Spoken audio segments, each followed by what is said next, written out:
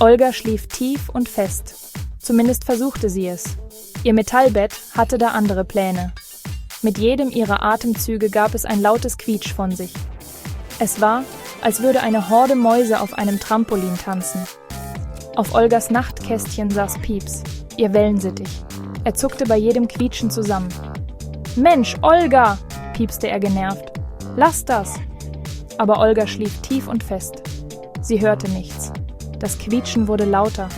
Es drang durch Wände und Fenster. Es schwang sich auf Telefonleitungen und reiste durch die Nacht. Tausende Kilometer entfernt, in einer russischen Lebertranfabrik, herrschte Aufruhr. Die Arbeiter hielten sich die Ohren zu. »Was ist das für ein infernalischer Lärm?« schrie Dimitri, der Vorarbeiter. »Der übertönt ja sogar den Fischgeruch. Es kommt aus dem Westen«, rief Igor, der Lehrling. Er hatte gute Ohren. Es klingt wie ein quietschendes Bett. Dimitri kratzte sich am Kopf. Ein quietschendes Bett? Das muss gestoppt werden. Sonst wird niemand mehr unseren leckeren Lebertran kaufen. Die Arbeiter der Lebertranfabrik waren einfallsreich. Sie beschlossen, Olga ein neues Bett zu bauen, eines, das nicht quietschte.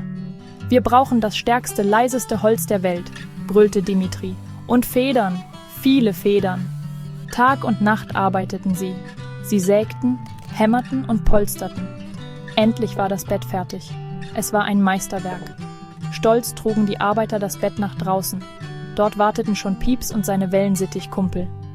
»Bringt es zu Olga«, befahl Dimitri, »und beeilt euch.« Die Wellensittiche schnappten sich das Bett. Sie flogen mit vereinten Kräften Richtung Westen. Schnell erreichten sie Olgas Schlafzimmer. Vorsichtig setzten sie das neue Bett ab. Olga schlief immer noch tief und fest. Doch dann, Knarz, machte das Holzbett, als Olga sich umdrehte. Es war zwar kein Quietschen, aber laut genug, um Olga zu wecken. Sie rieb sich die Augen. Vor ihr stand eine Horde Wellensittiche und ein riesiger Berg Lebertran.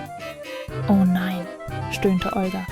»Nicht schon wieder dieser Traum.« Die Wellensittiche sahen streng aus.